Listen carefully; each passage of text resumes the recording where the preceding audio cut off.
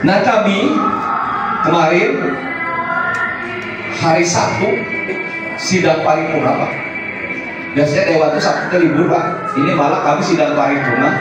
Untuk apa? Untuk menetapkan RPJMD ini. Ada tayangan, ada slide Pak.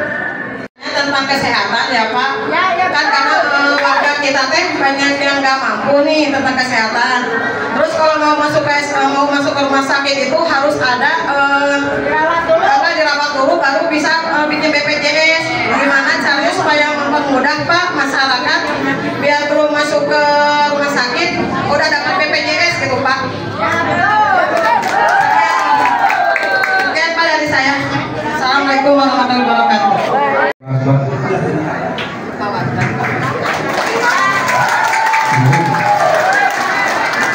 Yang saya mungkin akan diceritakan Pak, yaitu mungkin bukan di wilayah lain saja, mungkin ini di wilayah kami sendiri. Yang kami sendiri, mungkin ini perwakilan mungkin dari saya pribadi, tapi yang keinginan saya ini dari keinginan semua. Dari dulu mungkin Pak sejak proses ini dilontarkan, yaitu masalah kesehatan, pendidikan, masalah ekonomi, pengangguran, pekerjaan, mungkin itu Pak. Tapi di dalam perkara ini Pak, banyakannya itu satu aja Pak. Mungkin ada air Pak, air bersih. Itu yang pertama. Yang kedua, masalah pengangguran Pak.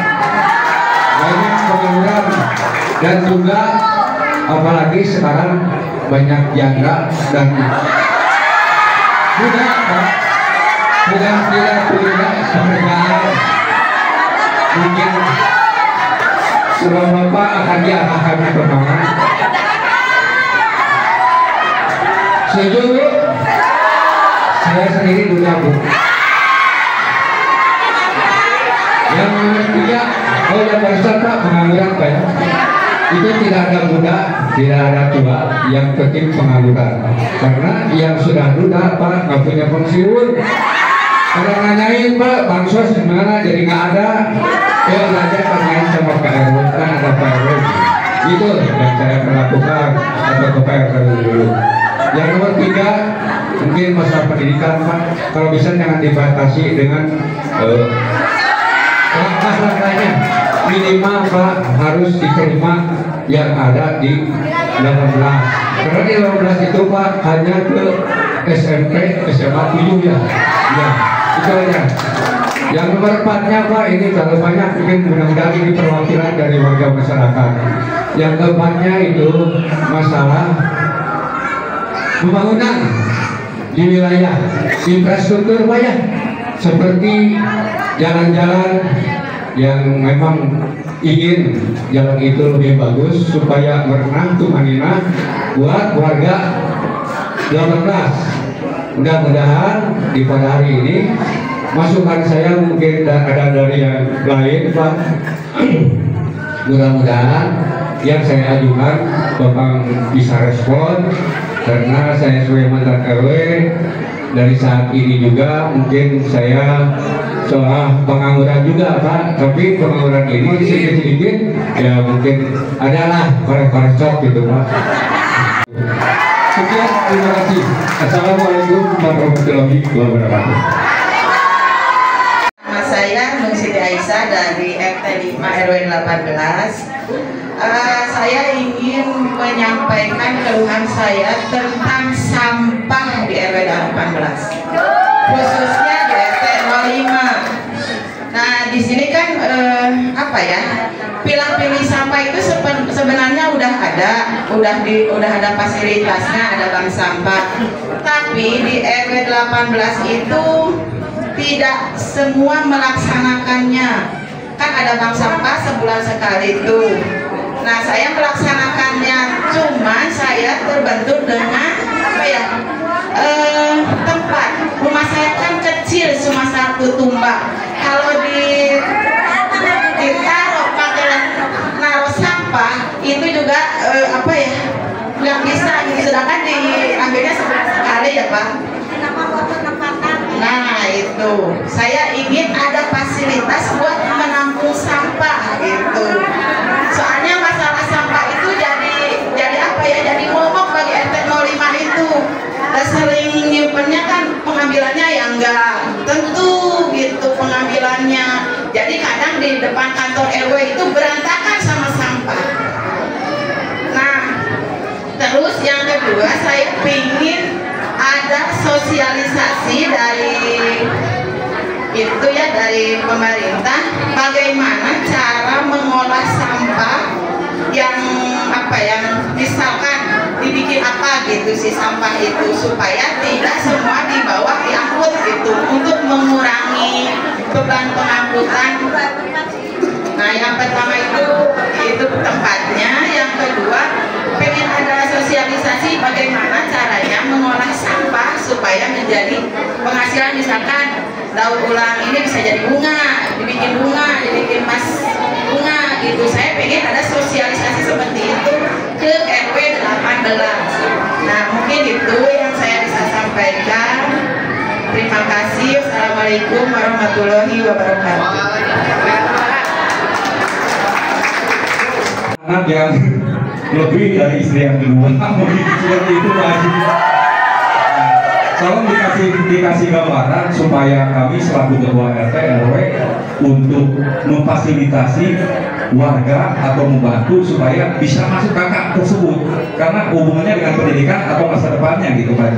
Assalamualaikum warahmatullahi wabarakatuh. Kata Pak, kaitan dengan jalan, kaitan dengan apa namanya tuh pengangguran, ya kan? Air bersih ini sudah saya catat. Dari Bu Nur Aisyah ya, tentang sampah di RW 18, sampah tidak semua melakukan apa namanya ya pemilahan sampah ya. Nah Ibu pengen sekali ada sosialisasi kaitan bagaimana cara mengolah sampah agar sampah ini menjadikan manfaat ya bagi masyarakat. Ini saya catat. Dan memang ini programnya Dedi Mulyadi tentang sampah ini memang ada. Kami sekarang sedang membuat pansus sampahnya, lagi membuat perdanya sekarang. Nanti kita akan buat perda tentang pengelolaan sampah ini mulai dari rumah. Dari rumah sampai nanti udah tidak masalah lagi di tempat pembuangan sampahnya itu. Sampah ini sebenarnya akibat daripada kita di rumah sembarangan saja. Sampah campur adukan semua, ada plastik, ada kertas, ada kayu. Harusnya di rumah itu sudah dipisah, yang plastik semua naruhnya, yang kertas semua. Karena kertas ini kan berharga, plastik berharga, kayu juga berharga semua. Tapi karena kita tadi dicampur adukan sehingga menjadi sesuatu yang tidak berharga, yang menimbulkan rasa bau akhirnya. Nah sebenarnya akibat. Maka dari itu nanti sosialisasi ini menjadi penting. Kenapa? Karena kalau masyarakat itu menyadari ya, di sampah itu, sampah yang dibuang itu kecil sekali. Sampah yang dibuang itu. Kalau kita di rumah sudah dipilah-pilah. Kenapa? Karena sebelum dia jadi sampah itu kan berharga semua. Ya Bu ya. Plastik ada nilai berharga. Kertas apalagi, kayu apalagi. Ya, apa yang tidak cuma bekas makanan saja. Nah, tetapi kita di rumah kadang-kadang dicampur adukan, akhirnya menjadi masalah, gitu ya. Jadi terima kasih Bu Nur Aisyah ya. Nanti, nah ini udah saya catat nih. Nah dari Bu Cucuk tadi RW 18, banyak warga yang tidak mampu mendapatkan BPJS ya. Ya, makanya sakit dulu baru dapat BPJS kan. Nah, ini sebenarnya BPJS ini Bu, orang itu semua sudah diberikan per kakak. Tetapi kan masyarakat dulunya banyak yang di backlist BPJS-nya karena bayaran bulannya tidak dibayar, akhirnya lah sekarang harus mendapatkan UAC kan, yang sehingga sakit dulu baru dapat BPJS. Nah ini bagus ya, aspirasinya ini saya catat, saya nanti akan menyampaikan. Memang KDM di dalam RPJMD ini ya, di dalam RPJMD ini BPJS gratis. Beliau maunya gratis. Jadi mudah-mudahan ini kan BPJS ini bukan saja BPJS kesehatan Bu, ada juga BPJS ketenagakerjaan. Jadi bapak-bapak dan ibu-ibu yang bekerja formal maupun informal, ibu tuh harus dapat jaminan ketenagakerjaan, kesehatan. Iya, yang kerja itu yang kerja informal, yang kerja formal, yang kerja informal kan yang jual bakso, yang warung, yang apa itu dapat tuh. Dapat BPJS juga, BPJS jaminannya itu untuk jaminan hari tua, jaminan kematian, jaminan kecelakaan kerja, ada. Ya Bu ya. Jadi BPJS bukan saja kesehatan, ingat itu. Ada ketenagakerjaan. Jadi keduanya harus ada, harus dapat itu. Itu perdanya semuanya udah diundangkan, udah berlaku. Bahkan kemarin saya ketika sosialisasi perda, sosmed saya jelaskan itu bahwa BPJS bukan saja kesehatan, ada BPJS ketenagakerjaan. BPJS ketenagakerjaan itu bukan saja yang formal, tetapi juga yang informal. Yang formal itu yang kerja di pabrik, yang informal itu yang jualan di warung, jualan bakso, yang keliling-keliling itu namanya kerja informal, dapat juga itu. Itu dapatnya dari mana, Pak? Gimana? Yang tidak kerjanya yang di rumah. Pengangguran. Ya, Bapak jualan apa di rumah? Nah, kalau yang serabutan, ya pekerjaan serabutan dapat juga, dapat Pak. Dari mana? Bapak datang di sini ada kantor BPJS Ketenagakerjaan. Ada kantornya cuma ini. BPJS Kesehatan ada kantor deketan itu kantornya biasanya. Mengajukan apa? Mengajukannya Bapak melalui kakak Bapak, nanti Bapak akan bekerja apa di situ, nanti Bapak ditulis di situ, Bapak dapat kartu, kartunya itu kayak udah KTP itu kartu. Iya. Boleh dulu, saya soalnya kalau BPJS Kesehatan di BPJS Kesehatannya Pak, memang melalui rekomendasi RT RW sampai ke kelurahan. Kalau BPJS Ketenagakerjaan itu sama sebenarnya. Tapi Bapak mau langsung juga ke kantor BPJS Ketenagakerjaan boleh, Bapak bawa kakak bawa KTP. Jadi, Gratis, Pak. Gratis. kalau yang untuk preminya ditanggung oleh pemerintah gratis. Tapi kalau ibu nanti preminya pengen tinggi, jaminannya ibu ada premi yang bayar. Kalau buat ojek juga bisa. Bisa semua. Ya, jadi harus dapat ya asuransi ketenagakerjaan ini sayang. Lumayan. Kalau ada apa-apa ada asuransi.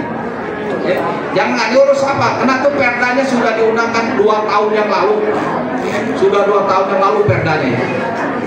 Ya. Nah, tadi yang disampaikan oleh Pak RW 18 nih, ini menarik ini yang Pak RW. Pak RW mana Pak RW? Ada Pak RW. Ini sekarang ini Pak RW, saya sedang menjadi ketua pansus kependudukan. Ya. Belum selesai pansusnya. Sekarang ketuanya saya. Pansus kependudukan kenapa? Karena perda kependudukan ini dirubah. Karena undang-undang kependudukan berubah. Ada PP tahun 2025, PP nomor 28 tentang kependudukan itu berubah. Sehingga kami sekarang sedang membuat pansus yang namanya perubahan kependudukan. Nah, di sana Pak diatur semua tentang anak di luar nikah. Walaupun anak itu di luar nikah, dia tetap harus mendapatkan identitas. Nggak boleh. Tapi tinggal ada prosesnya Pak. Ada prosesnya yang Bapak lalui pendaftarannya. Anak-anak yang di luar nikah ini, yang orang tuanya tidak didaftarkan pernikahannya, ini harus dapat Pak. Inilah yang membuat kacaunya data kependudukan. Jadi banyak sekali warga yang tidak tercatat gara-gara tadi susah mencatatkannya tadi diletakkannya. Tetapi ini tidak boleh, tidak tercatat, harus tercatat. Makanya sekarang perda sedang kami buat, kami lagi mengatur seperti apa untuk mengakomodir semua masyarakat yang ada ini. Karena kemarin Pak RW, penduduk Jawa Barat ini diprediksi 52 juta, tetapi di PPS di mana-mana itu 54 juta. Jadi bedanya 2 juta.